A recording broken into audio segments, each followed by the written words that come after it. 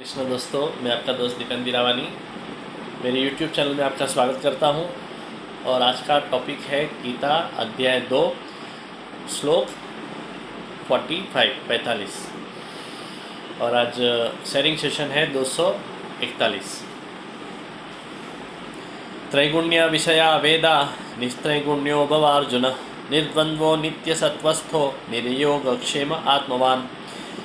हे अर्जुन, वेद तथा ऊपर कहे अनुसार तीनों गुणों के कार्य रूप सभी भोगों तथा इनके साधनों को प्रतिपादन करने वाले हैं।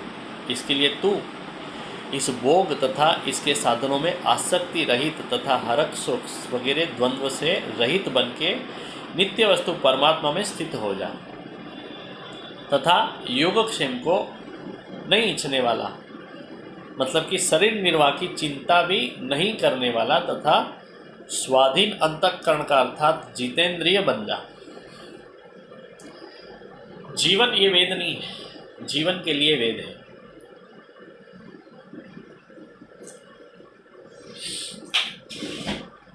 सार्वजनिक होने से वेद त्रैगुण्य विषयक रहने वाले हैं।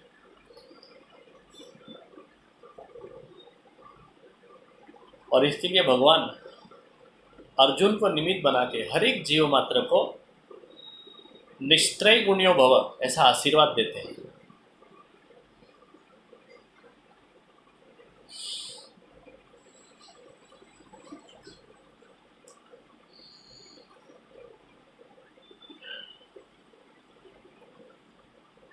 त्रैगुण्य विषयक वेद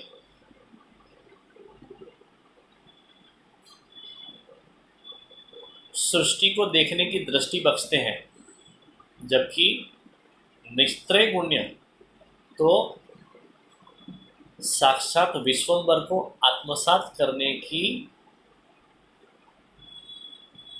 राज विद्या प्रदान करते हैं।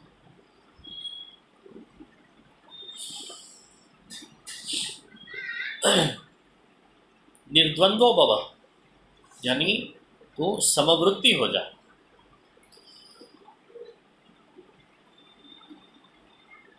सुख में जिसे कैफ नहीं चढ़ता है और दुख में जो दीन नहीं बनता है। सुख ये प्रभु की प्रसादी है, तो दुख ये अपनी कसौटी है। मानापमान, प्रिया प्रिय, ये सब जगत में द्वंद्व है, लेकिन इन सभी को एक ही चैतन्य का विविध रूप समझना, यही टोंच का निर्द्वंद्वत्व है।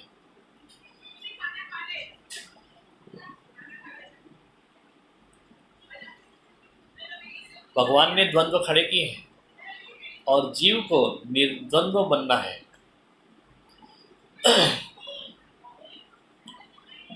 कोई भी परिस्थिति में जो सत्वगुणी रहता है उसे नित्य सत्वस्थ कहते हैं।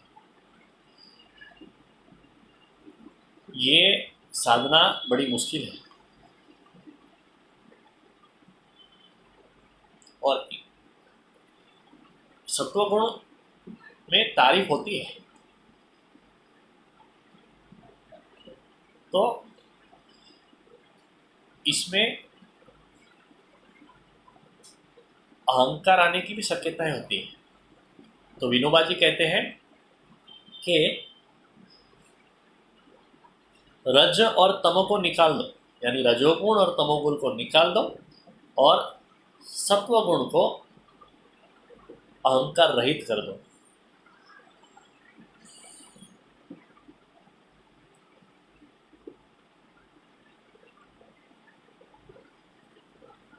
नित्य सत्वस्थ इसकी सीढ़ी भी निस्त्रय गुण्य से ही जाती है, तो यहाँ पे कोई विरोधाभास नहीं है।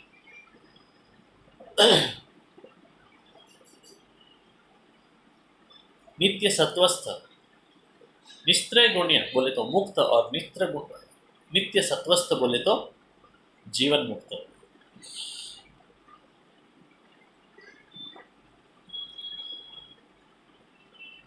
नहीं मिली हुई वस्तुओं को प्राप्त करने का प्रयत्न बोले तो योग, और मिली हुई वस्तुओं को टिकाने की फिक्र बोले तो क्षेम। योगक्षेम बोले तो संसार, और निर्योगक्षेम बोले तो निश्चिंत जीवन। निर्योगक्षेम बोले तो परमार्थ।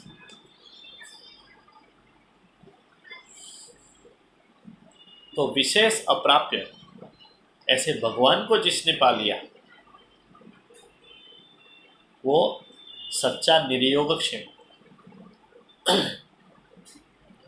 अभी भगवान को पा लेना बोले तो दृष्टिकोण बदलना, और ऐसा दृष्टिकोण जो आत्मवान है ना उसे ही लभ्य होता है। तो भगवान यहाँ पे कहते हैं कि आत्मवान भव। आत्मवान व्यक्ति की 3 धारणाएं होती है। पहली, मैं हल्का नहीं हूँ। दूसरी, जीवन सजा नहीं है। और तीसरी धारणा है, सृष्टि खराब नहीं है। तो ईश्वर ने ईश्वर के ऐसे आशीर्वाद से यशोभागी होने वाले लोगों का भगवान अभी वर्णन करते हैं अगले श्लोक में। तो इसका पारायण करके रखते हैं। यावानर्थ उदपाने सर्वतः संप्लुतोदके तावान् सर्वेषु वेदेषु ब्राह्मण्यस्य विजानतः वसुदेवसुतं देवं कौसचाणूरमर्दनं देवकी परमानन्दं कृष्णं वन्दे जगद्गुरुं। गुरुर्ब्रह्मा गुरुर्विष्णु गुरुर्देवो महेश्वरः गुरुसाक्षात् परब्रह्म तस्मै श्री गुरुवे नमः। दोस्तों, मेरे YouTube चैनल दीपेंद्र रवानी को जल्द से जल्द सब्सक्राइब करें। Thank you very much. Hare Krishna.